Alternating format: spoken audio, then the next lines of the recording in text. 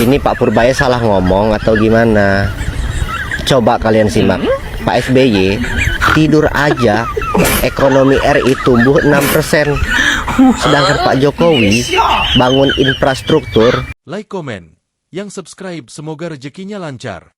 Kalau saya depan Pak Jokowi, gue iseng nih ngomongnya, Pak, zamannya saya kasih tahu gambarnya ke Pak Jokowi waktu itu, karena dari posisi bawah ya, Pak, tahu nggak Pak kenapa Pak SBY tidur aja pertumbuhannya 6, gue seneng kan? Kalau zaman ke SBY, Pak SBY nggak berani ngomong gitu ya. Tapi Bapak bangun infrastruktur di mana-mana, pertumbuhannya 5, salahnya di mana? Anda lihat yang merah tuh, zaman Pak Jokowi ke sana rata-rata rendah, sempat negatif sebelum krisis.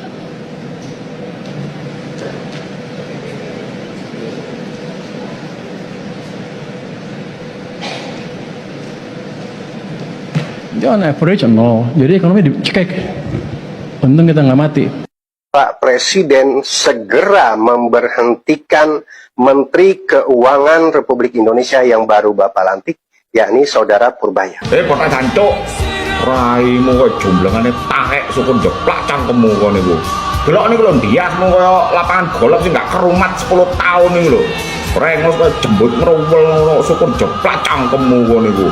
Wong pinter kok mbok ganti kon utak mulai sing taek kaya kono niku cok jancuk, kotak kirik kono niku. Ini Pak Purbaya salah ngomong atau gimana? Coba kalian simak.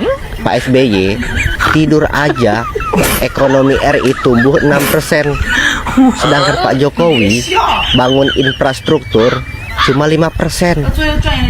Jangan-jangan Pak Purbaya ini anak abah nih, pembenci, barisan sakit hati.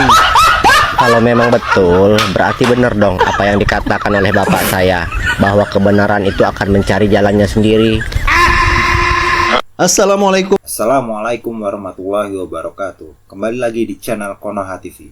Gebrakan-gebrakan kebijakan yang dilakukan oleh Menteri Keuangan Bapak Purbaya Yudisadewa, banyak sekali masyarakat yang pro maupun yang kontra. Golongan masyarakat yang pro sendiri ingin sekali Indonesia bergerak ekonominya, lebih maju ekonominya dengan adanya gebrakan-gebrakan kebijakan yang pro kepada rakyat yang dilakukan oleh Pak Purbaya Yudisadewa. Akan tetapi banyak juga golongan yang kontra terhadap kebijakan-kebijakan yang dilakukan oleh Bapak Purbaya Yudisadewa. Salah satu kumpulan orang yang kontra terhadap kebijakan-kebijakan yang dilakukan Menteri Keuangan adalah kelompok mantan Presiden Jokowi atau Geng Solo yang mengeluarkan statement menghimbau kepada Bapak Presiden Prabowo untuk menangkap Menteri Keuangan Pak Purbaya Yudisadewa dikarenakan kebijakan-kebijakan yang dikeluarkan oleh Pak Purbaya tidak menguntungkan untuk pos-pos keuangan dari Geng Solo tersebut. Karena kelompok Termul merasa pos-pos keuangannya terusik oleh Menteri Keuangan,